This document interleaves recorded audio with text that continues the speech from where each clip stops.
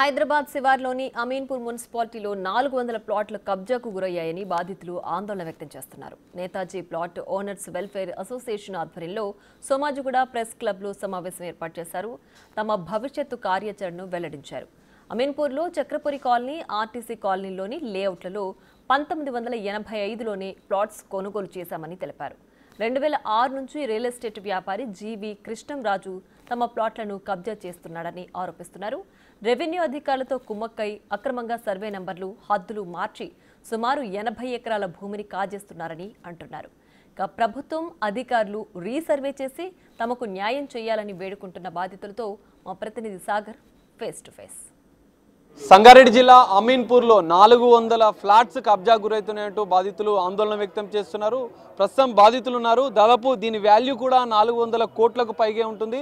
బడాబాబులు, real estate వ్యాపారులు దీన్ని కబ్జా చేసే ప్రయత్నం చేస్తున్నారంటూ వాళ్ళు ఆరోపిస్తున్నారు. అసలు ఆ స్కామ్ ఏంటి, ఎవరు దీని వెనుక ఉన్నారనే అంశాలను కూడా మనం తెలుసుకునే ప్రయత్నం చేద్దాం.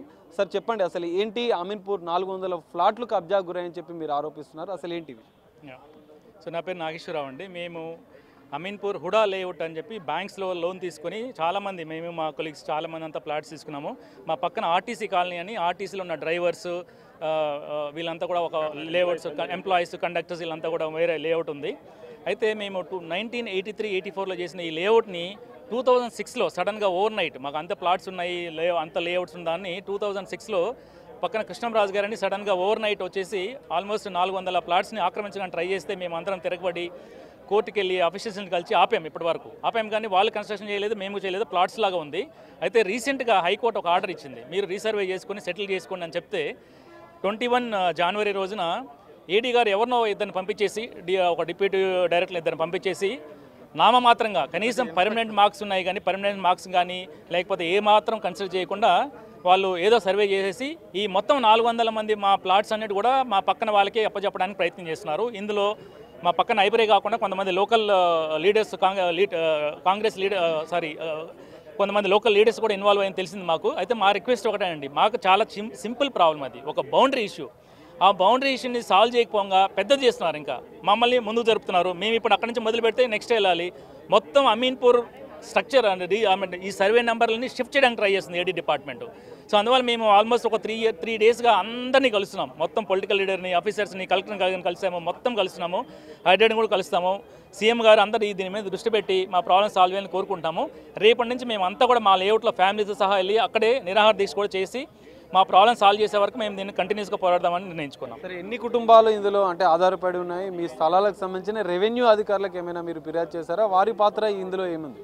రెవెన్యూ అధికారులు ఆల్మోస్ట్ కమిషనర్ దగ్గర నుంచి రెవెన్యూ, ఆర్డీడీ మొత్తం ఆల్మోస్ట్ లాస్ట్ 20 ఇయర్స్లో కలవని ఆఫీసర్ అంటూ లేదండి. ప్రతి ఒక్కరిని కలిసాం. 20 ఏళ్ళుగా కంటిన్యూస్గా పోరాట చేస్తాం. నేను 25 అప్పుడు యంగ్ ఉన్నాను కాబట్టి మేము ఒక అసోసియేషన్ ఫామ్ చేసుకుని, నేనే ప్రెసిడెంట్గా నేతాజీ అని పేరు పెట్టుకుని నేతాజీ అసోసియేషన్ పెట్టుకొని స్టార్ట్ చేశాము.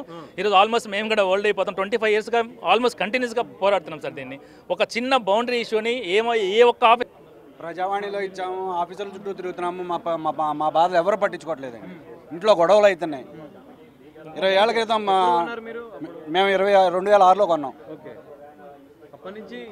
ఇదే పరిస్థితి. జేసీబీలు వస్తే మేము అడ్డు వెళ్తాం, పడుకుంటాం, కొట్లాడతారు వాళ్ళు. రౌడీలు తీసుకొచ్చి కొట్లిస్తారు. లేదు, ఇవ్వలేదు. నిన్న సర్వే చేసిన దగ్గర నుంచి లేదు. మొన్నటిదాకా బొబంటర్స్ని పెట్టి రౌడీలు పెట్టారు వాళ్ళు. ఊరిని వెళ్ళి రావచ్చు, వాళ్ళు మేము వెళ్ళలేము. చాలా భయాందోళనకు గురి చేస్తున్నారు. బౌన్సర్స్ ఉంటున్నారు అక్కడ, పోలీసులు మేము ప్లాట్ ఓనర్స్ అంటే కూడా మమ్మల్ని దానిలోకి ఎంటర్ అవ్వనట్లేదు. బౌన్సర్లు చాలా మంది అనమాట. అక్కడే పాయింట్ దగ్గర టెంట్ వేసుకొని కూర్చొని ఒక్కొక్కళ్ళు మళ్ళీ లేడీస్ని కూడా పెట్టి మేము ఏదన్నా కొంచెం మాట్లాడితే మా మీద కేసులు పెట్టడానికి కూడా వాళ్ళు రెడీగా ఉన్నారు. అందరూ గవర్నమెంట్ ఆఫీసర్స్, గవర్నమెంట్ మొత్తం వాళ్ళకే సపోర్ట్ చేస్తుంది. ఇప్పటికైనా కానీ మంత్రులు, ముఖ్యమంత్రి గారు వీళ్ళంతా ఈ ప్రాబ్లమ్ని సాల్వ్ చేస్తారని మేము చాలా హోప్తో ఉన్నాం. Thank you. మీరు చెప్పండి. మేమేం లేదు సార్, మేము చాలా బడుగు వర్గానికి చెందిన వాళ్ళము. నేనైతే ప్లాట్ 40 ఇయర్స్ బ్యాక్ కొన్నాను. ఇప్పటిదాకా 2000 నుంచి ప్రాబ్లం స్టార్ట్ అయింది, 2000 సంవత్సరం నుంచి. ఇప్పటిదాకా డైలీ ఇదే మాకు తలకాయ నొప్పి అయిపోయింది. ఓన్లీ రాజకీయ నాయకుల కబంధ హస్తాల్లో ఈ ల్యాండ్ ఇరుక్కుంది. దానికి వాళ్ళకి రాజకీయ నాయకులు అక్కడ కృష్ణంరాజు అనే ఒక ఆయనకి సపోర్ట్ చేస్తున్నారు. ఆ కృష్ణంరాజుకి ఫార్చునేట్లీ అన్ఫార్చునేట్లీ గన్ లైసెన్స్ ఉంది. దాంతో మేము మమ్మల్ని అందరినీ భయభ్రాంతులు చేసి మజిల్ మ్యాన్ పెట్టి, గుండాలను పెట్టి, లోకల్ రాజకీయ చిల్లరగాళ్ళని పెట్టి అది మమ్మల్ని చాలా ఇబ్బంది పెడుతున్నారు. అన్లాఫుల్గా కబ్జా చేసి ఆ ల్యాండ్ని కాజేసే ప్రయత్నం చేస్తున్నారు. ఎట్లా మీకు న్యాయం జరగాలంటే ఎట్లా? ఏం లేదు సార్, మా ప్రెసిడెంట్ గారు ఇప్పుడు నాగేశ్వరరావు గారు చెప్పినట్టు ఒక హాఫ్ డే మా రెవెన్యూ డిపార్ట్మెంట్ వాళ్ళు, సర్వే డిపార్ట్మెంట్ మాకు స్పేర్ చేస్తే సరిపోతుంది. ఎన్ఎఫ్. సో ఇది పరిస్థితి. అమీన్పూర్లో మొత్తం వీరు చెప్పిన సర్వే నెంబర్లలో రీసర్వే చేసి రెవెన్యూ అధికారులు తమకు న్యాయం చేయాలి, ప్రభుత్వం కూడా దీనికి సంబంధించిన ఇష్యూని క్లియర్ చేయాలని చెప్పి బాధితులు డిమాండ్ చేస్తున్న పరిస్థితి మనకు కనిపిస్తుంది. 400 కుటుంబాలు ఆధారపడ్డాం, ఒకవేళ న్యాయం చేయకపోతే మేము అదే ప్లేస్లో అదే సర్వే నెంబర్లో మా ఫ్లాట్లోనే మా కుటుంబాలతో సహా నిరాహార దీక్ష చేస్తామని చెప్పి వాళ్ళు చెప్తున్నారు.